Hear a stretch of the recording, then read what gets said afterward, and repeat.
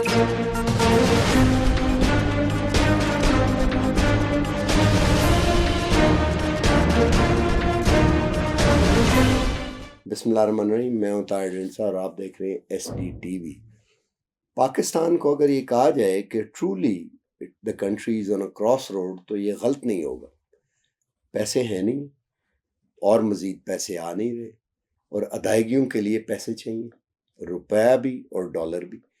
और international monetary fund ने कुछ पैसे देने भी हैं, लेकिन उनके जो ब्लैंकेट कवर के साथ बाकी पैसे मिल सकते हैं आपको एल्सवेयर से, उसके लिए फॉरेन पॉलिसी एडजस्टमेंट की शायद रिक्वायरमेंट हो। तो दूसरे महीने में सर्वाइवल के लिए कंप्लीट जगलरी है जो वो रिक्वायर्ड है, डोमेस्टिकली भी और इंटरनेशनली भी और फाइनेंशियली भी, और पाकिस्तान के जो सोशल स्टेटस हैं अक्रॉस देम एज वेल। और अगर आप इसको आगे लेके चलते हैं पहली दफ़ा ये फील होता है कि सम टाइम आपके पास इंफॉर्मेशन होती थी और आप डाइवर्ज नहीं थे करना चाहते कि इसको और हम चेक कर लें, इसको ग्रेजुएट कर लें। इस वक्त इंफॉर्मेशन का it's a plethora of information, और उससे एक ट्रू और साइजेबल क्रिस्टल क्लियर पिक्चर निकालना जो है वो मुश्किल होता चला जा रहा है। इसीलिए बजाय किसी खबर के ऊपर जाने के एनालिसिस और उससे सिंथेसिस करने की हम अपने प्रोग्रामिंग में गुज़िश्ता काफ़ी में कोशिश कर रहे हैं, एक्सपर्ट्स के ज़रिए जो डिफरेंट वेंटेज पॉइंट से सारी चीज़ों को देख सकते हैं। हमारे साथ डॉक्टर आबिद क़य्यूम सुलहरी मौजूद है, अभी हाल ही में बहुत सारी इम्पोर्टेंट चीज़ों से गुजरे भी हैं, और I think he is one of the most. Doctor very warm welcome. थोड़ा सा हमें बताइए जो हमने बात की कि इसका सिरा कहाँ से पकड़ा जाए। देखिए ताहिर, मेडिकल टर्मिनोलॉजी में एक टर्म होती है सिंड्रोम। तो सिंड्रोम वाले मरीज को ट्रीट करना बड़ा मुश्किल हो जाता है। आप उसका जो है ब्लड प्रेशर कंट्रोल करने की कोशिश करते हैं तो पता चलता है डायबिटीज़ शूट कर गई है। डायबिटीज़ को पकड़ते हैं तो हार्ट बीट जो है वो कुछ प्रॉब्लम करना शुरू कर देती है। उसको देखते हैं तो किडनीज प्रॉब्लम कर रहे होते हैं। और बदकिस्मती से कुछ इस तरह की सिचुएशन जो है वो इकोनॉमीज की हो जाती है जब वो क्रॉनिक जो है एक विशियस साइकिल में आ जाए। और ये सिर्फ पाकिस्तान जो है वो इस विशियस साइकिल में नहीं आया। ये तकरीबन 53-54 कंट्रीज़ हैं, low and low middle income countries, जो कि इस वक्त ओवर स्पेंडिंग जो करते थे पॉपुलस मेयर की वजह से, उस ओवर स्पेंडिंग को वो रेवेन्यू कलेक्शन से पूरा नहीं कर पाते थे, जिसके लिए बोरिंग करते थे। बोरिंग को वो वक्त पे नहीं अदा कर पाते थे, बैलेंस ऑफ पेमेंट क्राइसिस आ जाता था, वक्त पे करेंसी एडजस्ट नहीं कर पाते थे, एकदम से डेप्रिसिएशन करना पड़ती थी, और फिर IMF के पास मजीद बोरिंग या बायलैटरल क्रेडिटर्स के पास मजीद बोरिंग, और ये एक विशेष साइकिल जो था वो चलता रहता था। जो पाकिस्तान के केस को अगर हम देखें तो पाकिस्तान के केस में हिस्टोरिकली हमने देखा कि जो फ्री फ्लो ऑफ फंड्स था, डॉलर्स थे, अफ़गानिस्तान के साथ पाकिस्तान की जियो स्ट्रेटेजिक पोजीशन की वजह से वो उन्होंने इस प्रॉब्लम को कभी हमें फील नहीं होने दिया था। सॉल्वेंट रहा पाकिस्तान। हाँ, तो वो यही होता था कि आपके पास सोवियत यूनियन वॉर थी या वार ऑन टेररिज्म थी, या अगर आप हिस्टोरिकली देखें तो कोरियन वार को देख लें, सीटो सेंटो में पाकिस्तान की शमूलियत को देख लें, तो पाकिस्तान के पास कहीं ना कहीं से डॉलर्स का सिलसिला जो था वो जारी रहता था। अब आके एक स्टेज आई जबकि वो वाले डॉलर जो थे वो ख़त्म हो गए। फिर पाकिस्तान ने डेट डिप्लोमेसी पे जो है उसकी तरफ देखा। असद उमर साहब का जो पहला साल था PTI गवर्नमेंट में, तो उसमें डेट डिप्लोमेसी ने हमें बचाया। हम एक साल IMF के पास नहीं गए, लेकिन फिर जाना पड़ा। अब PDM ने भी वही करने की कोशिश की कि डेट डिप्लोमेसी की तरफ देखा जाए, लेकिन इस स्टेज पे आके अब डेट डिप्लोमेसी जो है वो भी नहीं रही। तो बड़ा क्लियर एक मैसेज आ गया दोस्त ममालिक की तरफ से, ना सिर्फ पाकिस्तान को, बल्कि अगर आप देखें तो इजिप्ट जो है वो भी बड़े बुरे तरीके से मुतासर हुआ है। इजिप्ट जैसे हम अफ़गानिस्तान के साथ अपनी स्ट्रेटेजिक लोकेशन जो है उसकी वजह से बचे हुए थे एक इकोनॉमिक टर्मोइल से, इजिप्ट इसराइल के साथ अपने जो कॉरिडोर फ्राहम करता है उसकी वजह से बचा हुआ था कि मिडिल ईस्टर्न कंट्रीज इजिप्ट को बेल आउट कर रहे थे। लेकिन अब इजिप्ट जो है उसको भी जवाब मिल गया कि फर्दर बेल आउट नहीं है बायलैटरल क्रेडिटर से। पाकिस्तान को भी जवाब मिल गया। तो ये एक ऐसी सिचुएशन बन गई जिसको कि, और ऑन टॉप ऑफ इट जो दो इंटरनल फैक्टर पाकिस्तान में हुए, पॉलिटिकल इंस्टेबिलिटी और पिछले साल वाले जो फ्लड्स, तो ये सोने पे सुहागा साबित हुए कि इनकी वजह से बाकी सारे फैक्टर्स भी बहुत ज़्यादा एग्रीवेट करके, तो पाकिस्तान एक ऐसी सिचुएशन में आ गया यहाँ पे कि अब फौरी तौर पे कुछ डिसाइसिव स्टेप्स लेना जो थे वो बड़ा ज़रूरी हो गए थे। लेकिन हमने देखा कि वो डिसाइसिव स्टेप भी नहीं लिए गए, स्पेशली जो करेंसी के ऊपर था या जो बाकी आपके रेवेन्यू और एक्सपेंडिचर को बैलेंस करने पे। तो IMF के प्रोग्राम को जब हमने एक ख़ास हद से ज़्यादा डिले कर दिया उसके रिजम्पशन, तो अब उसका खमियाजा इस वक्त हमें भुगतना पड़ रहा है। नहीं, लेकिन IMF में तो बहुत सी सिचुएशंस, कंडीशंस, बल्कि जो अभी इन्होंने मेमोरेंडम ऑफ इकोनॉमिक और फाइनेंशियल पॉलिसीज उनके हवाले की, उसमें से जो लीक होके रिस्क के चीज़ें बाहर आती हैं, उसमें 20% इंटरेस्ट रेट को लेके जाने के मतलब पैक करने के ऊपर, उसके ऊपर देखिए पैक नहीं, उसका तो ये है कि जितना आपका इन्फ्लेशन बढ़ेगा उतना इंटरेस्ट रेट आपको, तो आपको देखें ना इस वक्त आपका क्रेडिट एक्सपेंशन की वजह से तो नहीं है, 17% तो आपका इस वक्त भी इंटरेस्ट रेट है, फिर भी 3%, ठीक है ना? कि 1%, और आपकी इन्फ्लेशन जो है अभी जो मैसिव डेप्रिसिएशन हुई है वन गो में, तो आपका ख्याल है कि उसका इन्फ्लेशनरी इम्पैक्ट जो है वो तो अभी महीने डेढ़ बाद आना शुरू होगा। तो ये तो एक लॉजिकल बात है, वो IMF में MEFP में हो या ना हो, जब आपकी इन्फ्लेशन जो है वो 35 से ऊपर मजीद अभी ओवरशूट करेगी, स्पेशली जब बिजली का बिल बढ़ेंगे, जब गैस के बिल बढ़ेंगे, जब ये डेप्रिसिएशन का इम्पैक्ट आएगा, तो 3% तो बड़ी नॉमिनल सी आपकी इंटरेस्ट रेट है जो कि बढ़ना है। तो वो तो मैं उसको बढ़ता हुआ देख रहा हूँ, वो IMF ना भी हो तो आपको बढ़ाना पड़ेगा।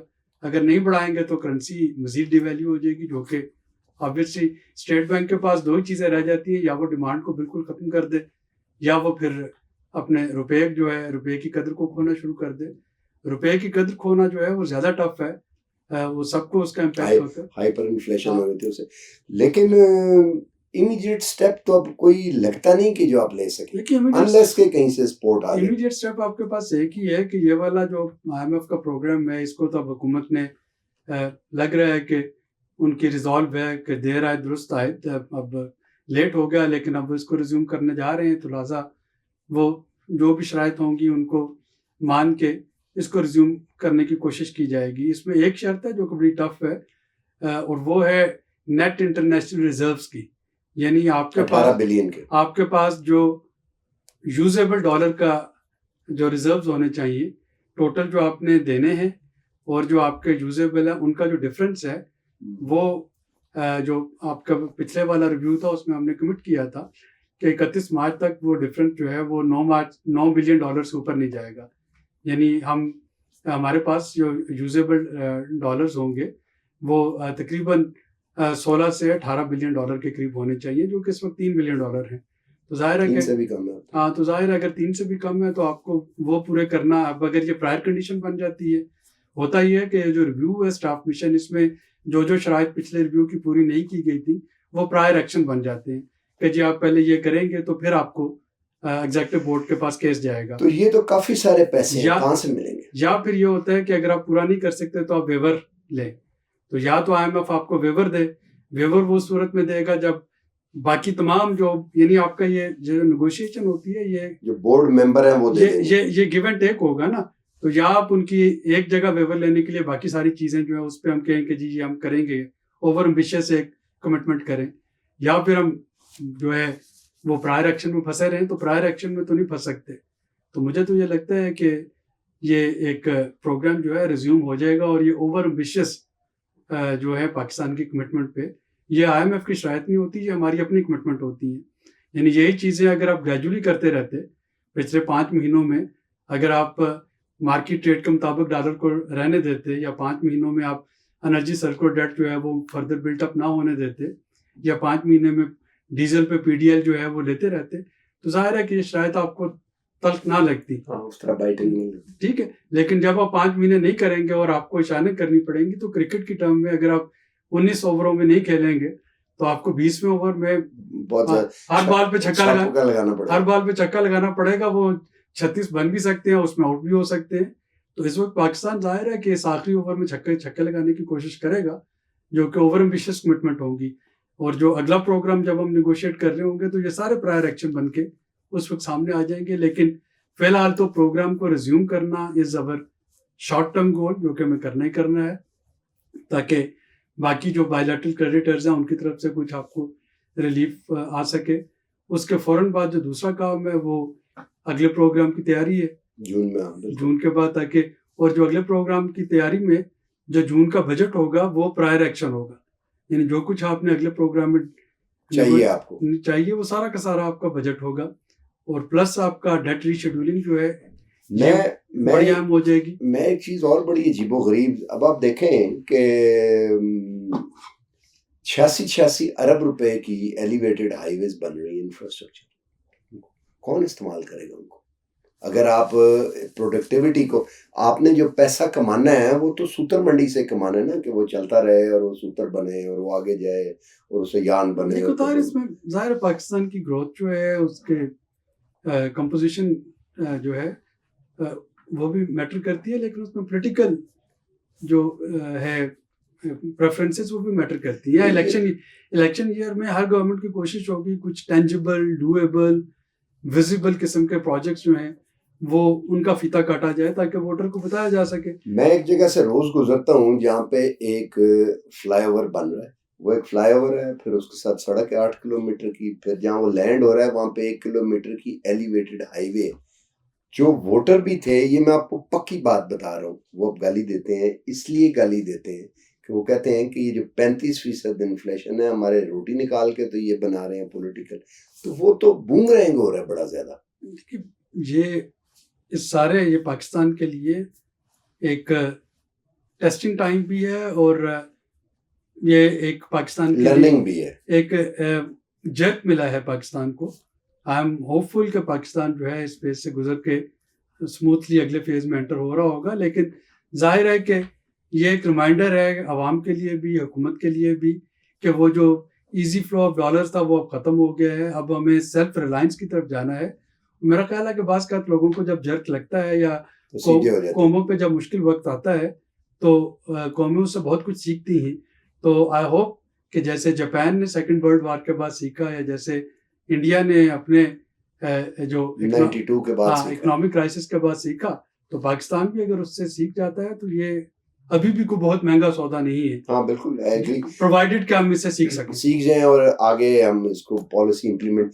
आखिरी चीज में, ये लंबी डिस्कशन है इस पे और प्रोग्रामिंग भी मैं समझता हूँ, जो पब्लिक नैरेटिव एजुकेशन है उसके लिए बड़ा जरूरी है। अभी तो हम टेक्निकल बात है, इसको आसान लफ्जों में भी करना चाहिए, ताकि एक चीज आई नो कि टेक्निकली ये कुछ डिफरेंट है, हमें भी पता है सबको, लेकिन एक हर जहाँ वैल्यू एडिशन हो, धागे से मतलब रुई से सूतर बन जाए, सूतर से धागा बन जाए, धागे से कपड़ा बन जाए, कपड़े से आगे वो जहाँ वैल्यू एडिशन हो तो उस पर टैक्स हो, और फिर उसके ऊपर सेल्स टैक्स भी हो जो कि वैट कहलाता है। और इसी वजह से ये आज तक इम्प्लीमेंट नहीं हो सका, इसको कुछ और कह जीएसटी कह दिया गया, ये कहने 1% प्रोग्रेसिव अक्रॉस द बोर्ड। अगर आप सेल्स टैक्स बढ़ा देते हैं तो ये तकरीबन वैट ही है ना जो आपने लगा दिया। इनको तार इस वक्त आपके पास इसके अलावा कोई चारा नहीं है। ये डॉक्यूमेंटेड इकोनॉमीज 600-700 अरब रुपए, देखिए डॉक्यूमेंटेड इकोनॉमीज में ये टैक्स बड़ा नॉर्मल चीज होती है। आप जो सप्लाई चेन में कंज्यूमर देगा ना, यहाँ देखिए सप्लाई चेन में जो पिछला होता है वो आप उससे पे कर रहे होते हैं, कंज्यूमर जो है वो अपने टैक्स गोशवारे दाखिल कराता है तो एफबीआर में एडजस्ट करवा रहा होता है।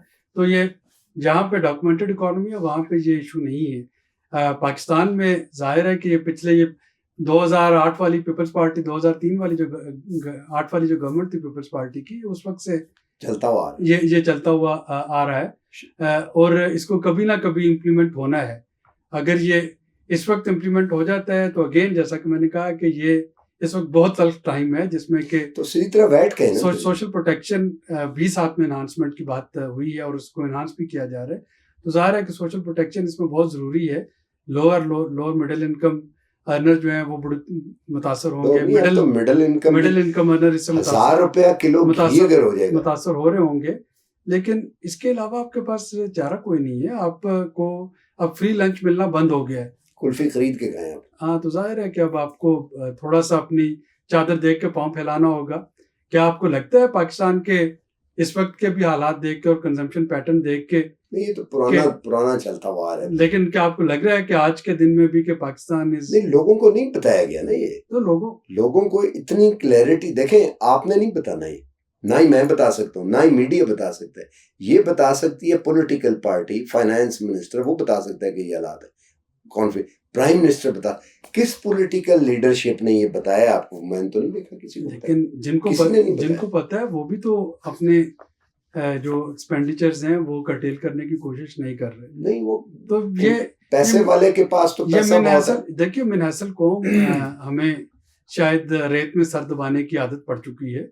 एंड एज ए सेट कि ये एक तल्ख टाइम है, कठिन वक्त है, उसमें हम सबको बाहमी, और ये कम से कम 3 साल रहेगा, बाहमी क़ुव्वत और इसार के साथ एक दूसरे का ख्याल रखना होगा। लेकिन मैं दोबारा दोहराता हूँ कि अगर ये सारी कीमत अदा करके हम सीख जाएं, अपने तौर अतवार थोड़े से बेहतर कर लें, तो शायद ये वो जो टर्निंग पॉइंट बन जाए पाकिस्तान के लिए, और एक टर्निंग पॉइंट बन जाए हमारी मुआशरे। अच्छा, मैंने आखिरी पूछ चुका था, आखिरी को हाँ या ना, आप समझते हैं कि अभी शॉर्टेजेस आएंगी? इन्फ्लेशन को छोड़ दें, शॉर्टेजेस आएंगी इंपॉर्टेंट कमोडिटीज। मेरा ख्याल है कि अगर ये एग्जीक्यूटिव बोर्ड के पास हम जितनी जल्दी अपना केस ले जाएं तो इन शॉर्टेजेस को ओवरकम किया जा सकता है। अच्छा, आपके पास अगर IMF के इंडिकेशन आ जाती है और IMF के $1.2 बिलियन आ जाते हैं और उसके बाद रोल ओवर आने शुरू हो जाते हैं, तो कमोडिटी शॉर्टेजेस जो है उसका खतरा टल जाएगा। लेकिन अगर हम अभी भी वो बहस व तमहीद में रहे और इस सारे जो मामला है इसको लटका दिया 1-2 महीने, तो फिर जाहिर है कि आपके पास अल्टीमेटली लेस देन $3 बिलियन जो है वो कोई इम्प्रेसिव फिगर तो नहीं। अगर मार्च में एक पेमेंट भी आ रही है इंटरनेट, बड़ी सॉफ्ट, जो आपने पेमेंट करनी है, मेरा ख्याल है शायद अब $600-700 मिलियन की है, ये तो देखा नहीं मैंने। तो इसीलिए इस वक्त हुकूमत की पूरी जो तरजीह लग रही है, कब तक एग्रीमेंट आप समझते हैं साइन होगा? बड़े हंचेस। देखिए ये डिपेंड करता है कि अब डिपेंड को छोड़ के अब ये जियोपॉलिटिकल डिबेट है, जियो इकोनॉमिक डिबेट है, वेवर पे बात है कि आपके 1-2 जो इम्पोर्टेंट चीजें मिस हुई हैं, तो वेवर दे देंगे आपके हाथ। ये फॉरेन पॉलिसी इशू होता है, ये नेशनल इंटरेस्ट होते हैं। हाँ, वही आप तो ये डिपेंड करता है कि अगेन नेशनल इंटरेस्ट कहाँ पे कन्वर्ज करते हैं, पाकिस्तान और वेस्टर्न ब्लॉक के इंटरेस्ट कहाँ पे कन्वर्ज करते हैं। इस वक्त मैं ये वन लाइनर दे सकता हूँ कि वेस्टर्न ब्लॉक को नाराज करके आप वेवर एक्सपेक्ट नहीं कर सकते। तो वो तो नाराज कोई नहीं कर रहे। हाँ, तो अगर नहीं कर रहे तो मिल जाएगा। चलें, ठीक है। मुश्किल हालात हैं, बहुत सी बातें इसमें बिटवीन द लाइन्स भी हैं। बिटवीन द लाइन आपको, अगर आप ये जो हमने अभी आखिरी गुफ्तगू की वेस्टर्न ब्लॉक की, इसको अगर आप देखें कि इसका क्या, इस पर हम प्रोग्राम भी करेंगे जल्द कि इसको खोल के हम डिस्कस करें कि ये क्या है। लेकिन अब क्योंकि लंबा हो रहा था प्रोग्राम, इसलिए हमने बात नहीं की। आज तक के लिए इतने। अल्लाह हाफ़िज़।